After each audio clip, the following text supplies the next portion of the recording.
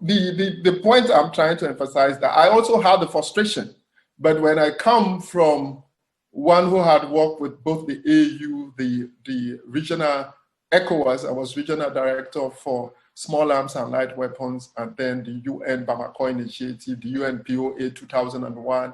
I work with Rexa, colleague Francis Sang, and others. So some of the lessons, practical hands-on lessons that I have got to realize. I was also anchored in the AU for seconded from the UN for 3 years, between 2013 to 2015-16, as part of the AU Peace and Security Architecture.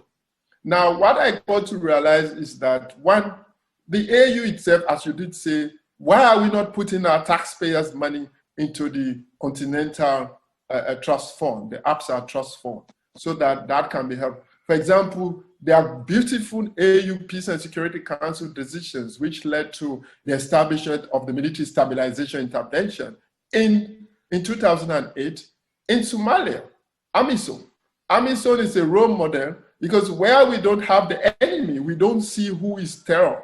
It's not a conventional war. We know that we had 22 conventional warfare, including rebel movements like Charles Taylor and Foday Sankoh in Sierra Leone here, of which I was part of the DDR and the SSR, and I was head of part of that process in terms of bringing back. We know we had the Savimbi, we hold her. But now what we are seeing is that with terrorist organization, the traditional peace-building tools, which are about ceasefire, mediation, are not working. How do we engage them? And I was just sharing my experience of the 4 years as a regional director in Somalia for the UN there on post, how I worked with many of the force commanders in terms of how do you deal with those who defect from Al-Shabaab. And then now we are working on the Lake Chad Basin. So the beauty for me, what I was emphasizing is that the AU itself provides a platform for conversation. Let's take COVID-19. Asia, the UN Security Council failed the world when the issue of a resolution was drafted in December, when the emergence of COVID-19 as a threat in Wuhan. The Security Council, because of the superpower, the problem between China and America under Donald Trump, they could not agree on how to establish a health stabilization intervention in Wuhan. In other words, like we did in West Africa, when Obama was there, we had UNMIL, which was established by Security Council Resolution 2071, that is the United Nations Ebola response in West Africa, a mission that galvanized the whole world to come and stabilize, hot the fire, that's how we call it, between Liberia and Sierra Leone. And that is why it did not expand. I remember Kenya Airways closed for some time. What did the president do under President Uhuru Kenyatta was to support the African Union agenda to say, let's send nurses and doctors to Liberia and Sierra Leone and Guinea. And that is what I meant by the principle of solidarity. So it is not too bad. But we all agree that, yes, in terms of income inequality, poverty reduction, access to the youth, how do we ensure that economic prosperity, the livelihood of our people is increased? But I can tell you that stabilization intervention, when it comes to peace and security, when it comes to issues of global health crisis, we are doing better than Asia, we are doing better than the Caribbeans, we are doing better than even the United Nations, which failed the world in terms of international stabilization intervention to address COVID-19. So I just wanted to emphasize that what we are doing now in our regional center as we speak, which cover West Africa, is to ensure that we popularize the AU instrument, whether it's Agenda 2063, what does it mean for us? Whether it is something that has to do with the common defense policy, which the AU adopted in Maputo in 2000. What do we do with the APSA? At the moment, we are seeing Africa on this path to come back. How do we avoid this and ensure that the African Peace and Security Architecture, which gives ECOMOG, they give East African Brigade, we can be able to enhance that so that our resources can be able to thwart the emergence of terrorism and violent extremism. Because our sons and daughters, my cousin was in the battalion in Somalia. I was in Somalia 4 years when Sierra Leone provided troops Imagine a country from crisis has to deploy 1 battalion. Then we have Uganda. We had Burundi. Burundi was also from war, but they are the troops that what we call troop contributing countries through AMISOM were able to mobilize to put boots and life to fight against terrorism on that continent.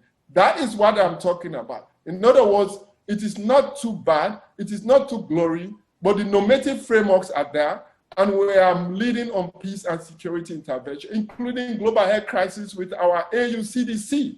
But the challenge we have in terms of social economic benefit, how does we translate the economic growth or the opportunities we have so that we can close the gap with our youth who are being radicalized into cliques, gangs in Sierra Leone, and they are idle.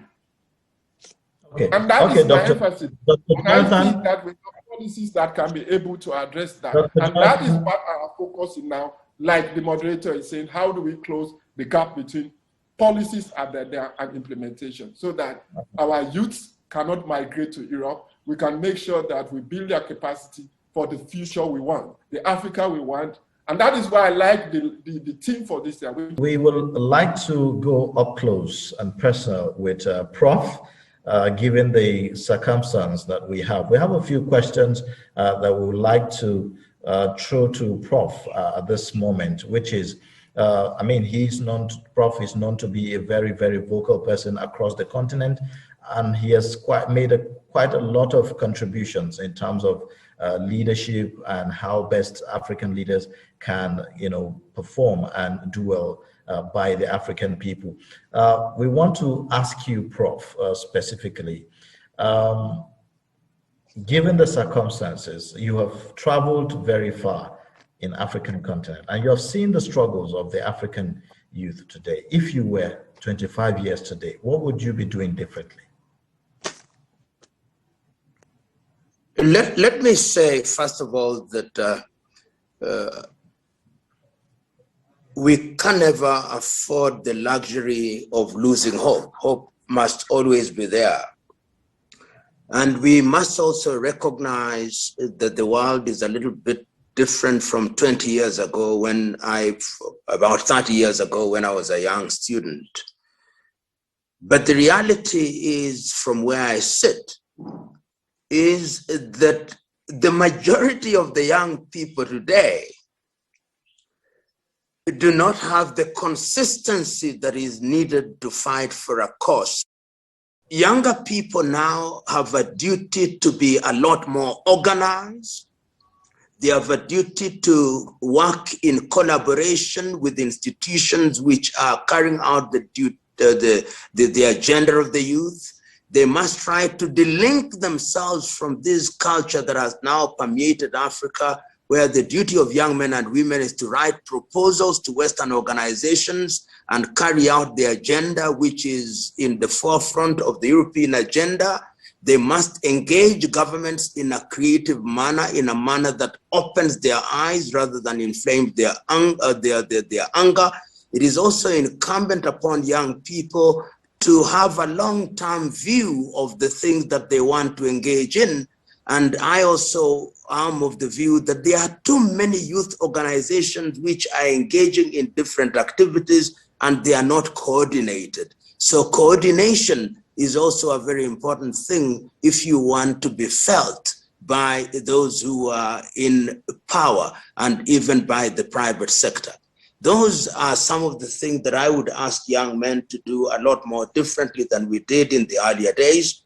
And of course, to use the social media creatively. If you look at the manner in which the social media is being used by quite a number of young men and women, there are people, youth, who are doing a very good job, without doubt, and I work with them, I know. But it could be better. It could be used a lot more effectively, and it could be used a lot more strategically to engage the different audiences. Okay, Prof. Next question to you, Prof. We are asking this because we know that there are young people that are watching and you have been an inspiration to quite a lot of them. What would be your biggest regret in life till today?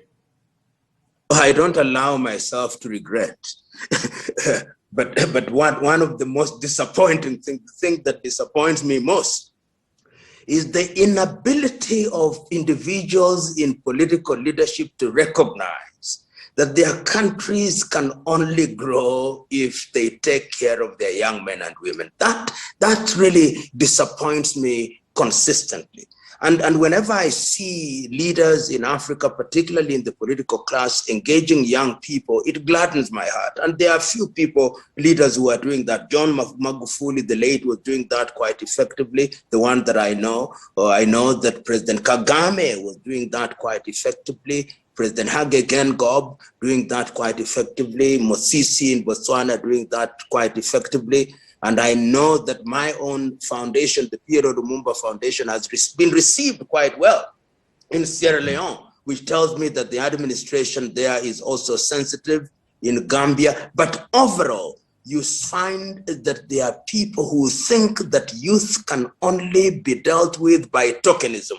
Appoint one of them as a cabinet minister, appoint one of them in parliament, take one of them for a foreign trip. That I find disappointing. All right, Prof. I mean, we have talked so much, about, the trajectory and what we are expecting. And you are one person that stands out. One wonders, what motivates you? What keeps you going? What's your interest? You are all over Africa, speaking and talking to leaders, making impact. What keeps you going? The desire to do good and to play my part. I believe that if you have chosen a path and you are truly committed to that path, then you've got to give it your very best. It doesn't mean that the thing that you desire and the thing that you wish for and the thing that you are fighting for will be realized in your lifetime.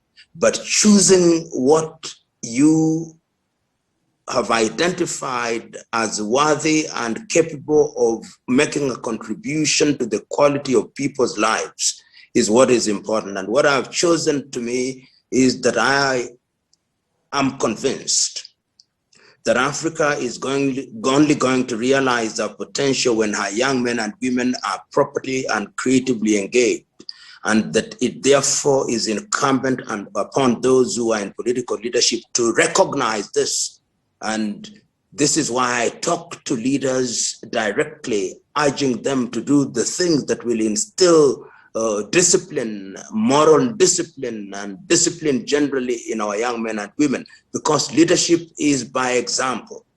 And this is the crusade that we are engaged in. And we are humbled that we are not the pioneers of this crusade. I've had the advantage in my younger life to meet some of the pioneers. I've had the advantage of engaging people like Kambarage Nyerere, people like Kenneth Kaunda, people like Olusegun Obasanjo, who are of that era. And I've also had the advantage of leading this meeting, the much more recent one. And the message is consistent. I remember when you are consistent, there is a sense in which those who are in political leadership will point you out. Mwalimu Nyerere pointed me out when I was a third-year student at the University of Nairobi on the 9th day of December 1984, and held my hand until he left office, because he felt that I had a message and nurtured me. And I think that that is what we should do.